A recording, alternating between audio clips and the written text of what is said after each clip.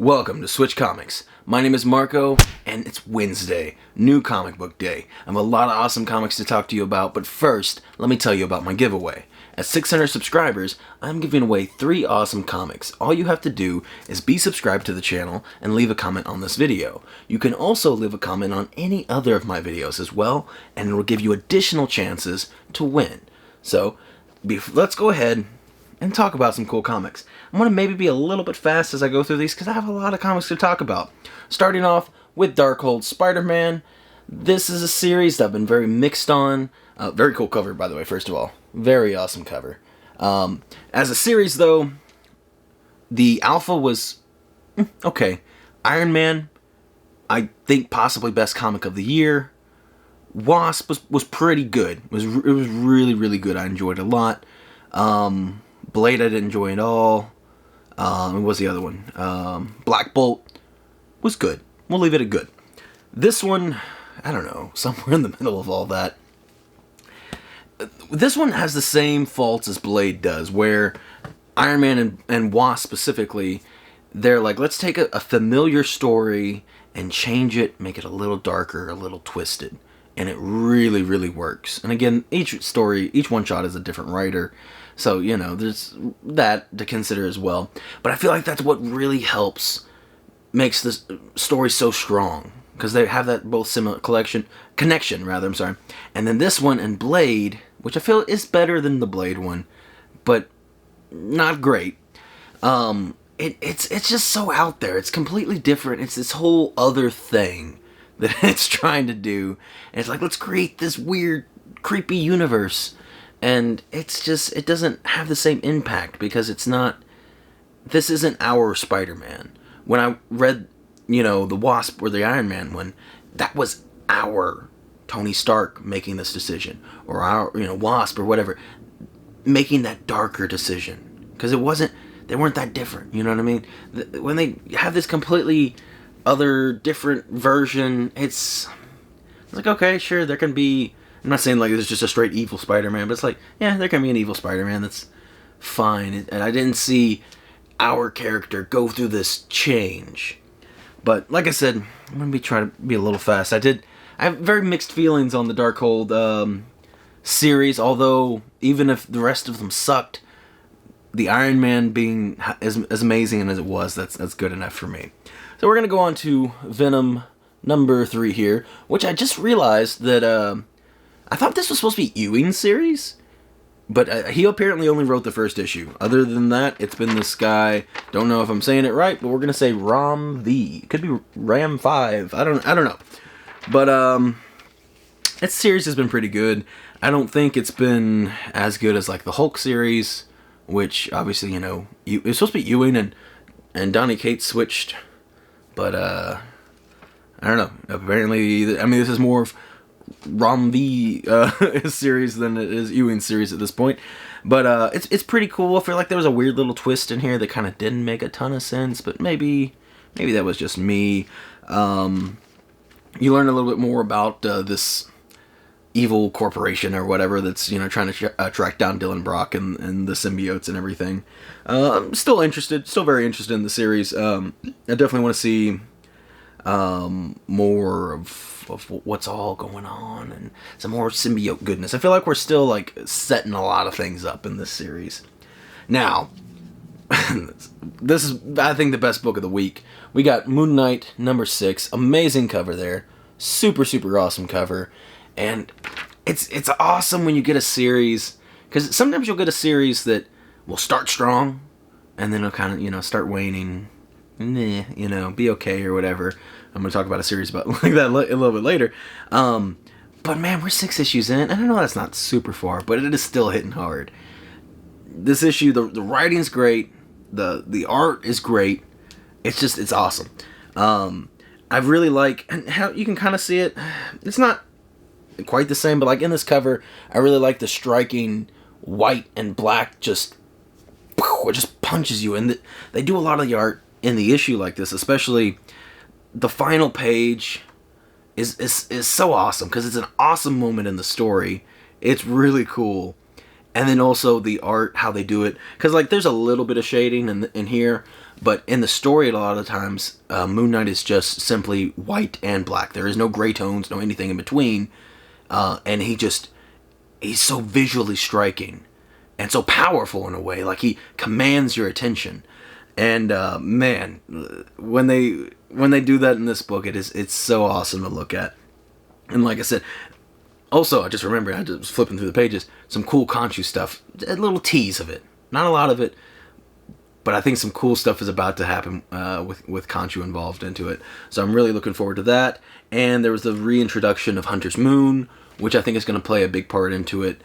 Slight spoiler of Devil's Reign, if you haven't read that first issue a week or two ago. But Moon Knight gets arrested in that, and I thought it was going to catch up into this, but that might be next issue or something. So I don't know exactly when he's supposed to get arrested in this series, but I do know, and I read the previews and stuff, I know it's coming soon. So also picked up the cool variant cover here. We're Moon Knight junkies in this household. So yeah, I had to pick up that one. It was pretty cool. Moving on to Wastelanders Hawkeye #1. And it was good. It was not as good as the Wastelanders Wolverine. So if I'm going by this one and the last one, I assume all the stories are going to be taking place after whatever, Old Man Logan and Hawkeye and this and that or whatever, you know. Wolverine was really good. Wolverine was really, really solid. And it felt like a complete story, you know, an additional story that took place afterwards, and it wrapped itself up and added something more to the existing story. And this, although it did add more, it didn't feel complete. The Wolverine one introduced a problem, and then it solved the problem, and it all wrapped up so nicely. In this one, at the end of the original Old Man Hawkeye run, great read, you meet Old Man Matt Murdock, which is really cool. He goes by Stick now. And so the whole kind of, I mean, there's a lot going on in that story, but Hawkeye's struggling. He's starting to go blind. You know, he's getting older and he's losing his sight. So now he's deaf and blind, and the world's controlled by villains. You know, so things aren't going great for him. But he's still trying to be a hero, and it's like, oh, that's cool. You know, it left him with Matt Murdock. You know, granted, he doesn't have the abilities of Matt Murdock, but that's a great guy to help teach him and train him and everything. And we get to see a little bit of that, which was nice, but it just felt like this should have been the beginning of like a little 5-part miniseries or something. It didn't feel completely wrapped up and contained. It felt like there should be more. So I don't know how to review that. It was fun. I enjoyed it, but definitely not as good as the Wolverine one. The Wolverine one was so solid. I'm really enjoying when Marvel can bust out these banger one-shots. So we also have now Avengers Forever, and just in case, which, first of all, obviously I had to pick that up because it's got a super awesome Robbie Reyes and the Charger there. But just in case, if you were reading Key Collector, it says this is first appearance of Captain Carter, and she's on the cover here. She is on the cover right there. But she's not in this book at all. I gotta tell you, she's not in this book at all. So if you're buying it up for speculative purposes, I guess it's still her first cover appearance. But if you're buying it for speculative purposes, beware. Because Key Collector lied on this one. Now, granted, they maybe just saw her on the cover and was like, yeah, she'll be in the book. She is not. As far as the story goes, it's an alternate universe, and I have one issue with it. I'm going to go ahead, very slight spoiler here, I guess, but at the beginning of the issue, it's like the beginning of the universe, and in this universe, Odin dies, and the whole point of this universe is like, it's a universe without hope. Things are terrible, you know, which, whatever, you know. But, God, they say the word hope so many times that it really doesn't even have meaning anymore. And they use it in a weird way in particular that I'm not a fan of. I thought it was kind of cheesy, which I thought this was going to be written, well, I mean, technically, I guess it was written by Jason Aaron, but it also has 4 other writers listed on here, which is kind of weird. But I don't know what that's all about. But it was fine. I'm intrigued, but I definitely didn't love it. And we'll just leave it at fine. I will say I picked up a variant cover. Has nothing to do with the book, but it's a bunch of Scarlet Witches, and I thought it was a pretty cool cover, so I did decide to pick that one up. And then we got Hawkeye number 2, Hawkeye Kate Bishop number 2 rather. Fun little mini series where Kate Bishop has to help her sister, which she doesn't really like, kind of help solve. I was gonna say solve a murder. That is not what she's doing at all. At least not yet. But so there's a missing child, and there's a missing. I think it's a ring that her sister's missing, and so some weird things are going down at this little resort that they're at, and you get a little bit of sneak of kind of what a build up rather for the villain. We don't know who that is. There's somebody behind the scenes doing some shady things. And yeah, it's been an alright series. Not in love with it, but I'm enjoying it.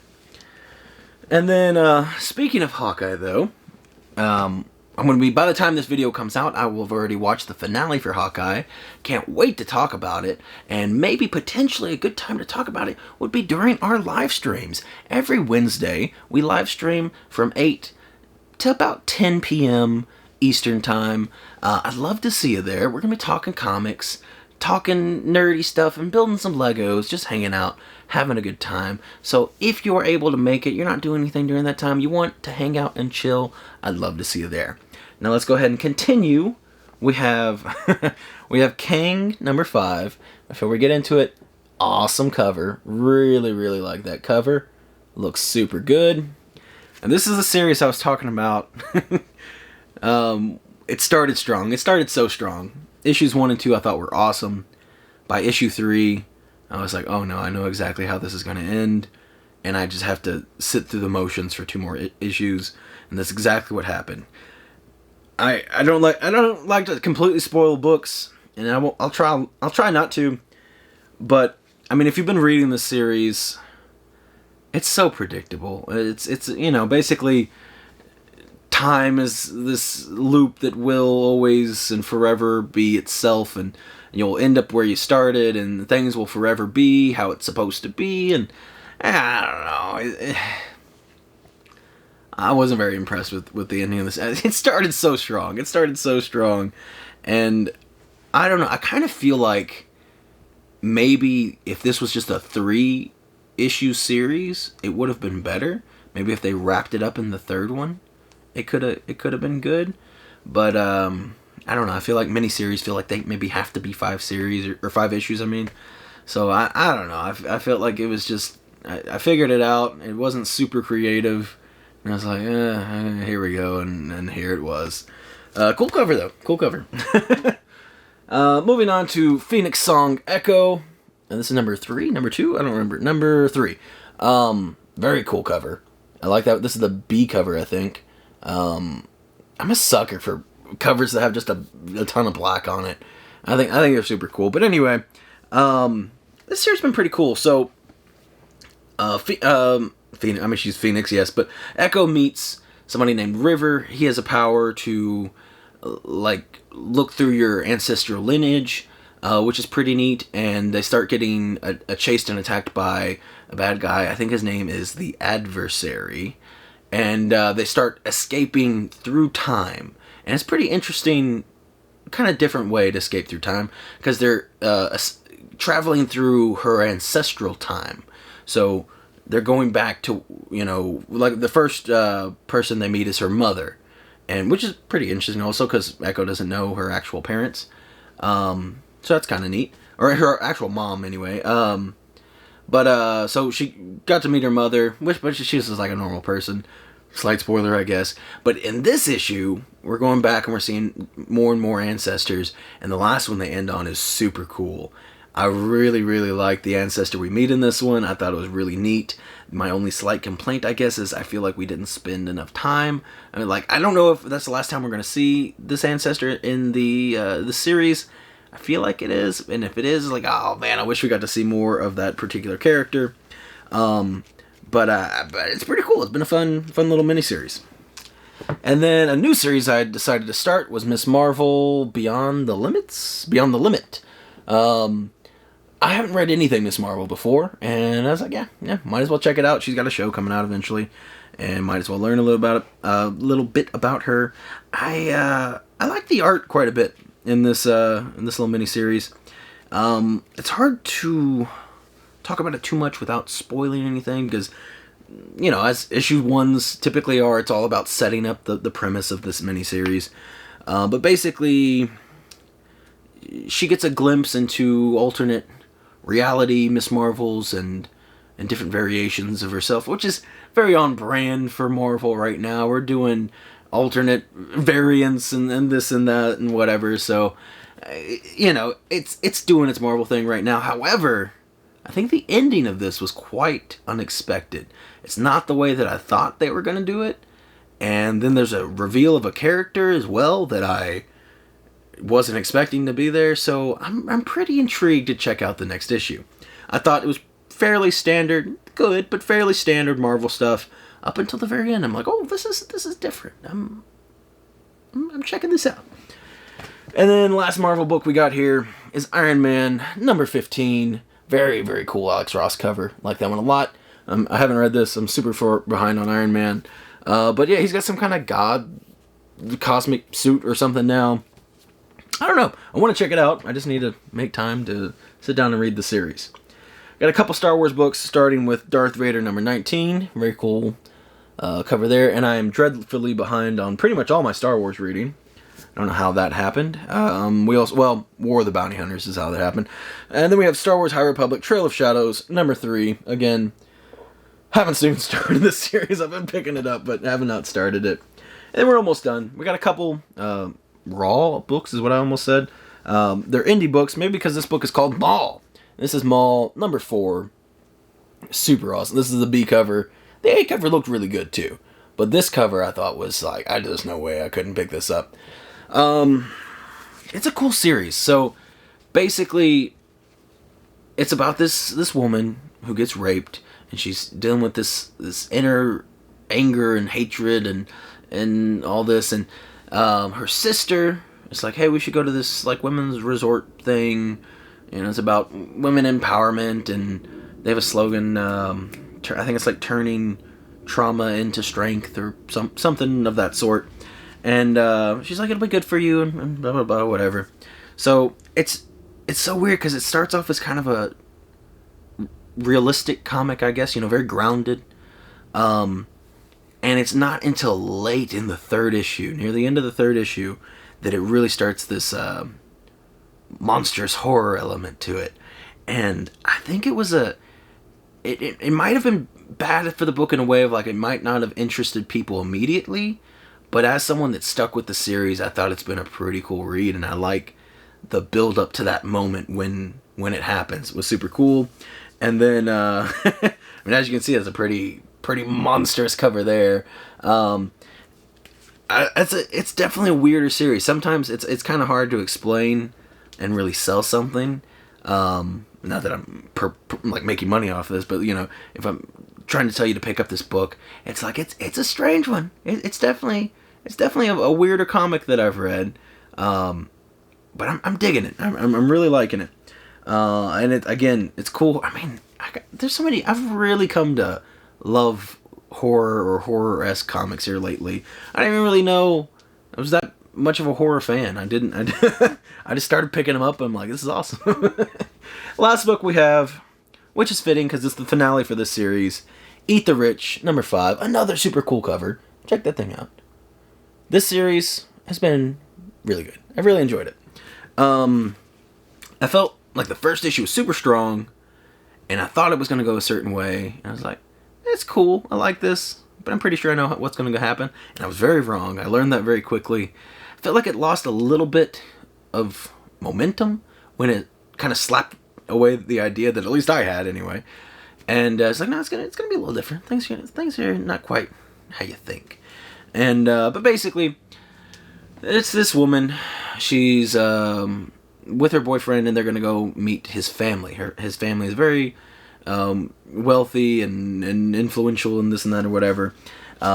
She's nervous about meeting them because, you know, everyone's nervous about meeting their significant others' parents, but also like these are hoity-toity people, you know. And that's not her, you know. She's just a regular woman, and so she wants to make sure that she makes a good impression. When she gets there, though, she finds out the dark secret that basically they're eating their workers. They have an agreement where, you know, you work for this family, and then when you retire, you retire. and yeah, they make a whole thing of it. They kill you and then eat you.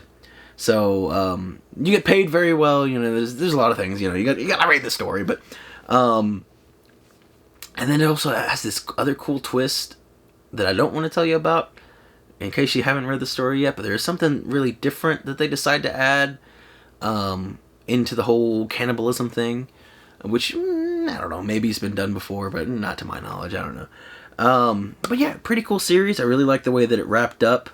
I really enjoyed it, and that is, like I said, the last book for today.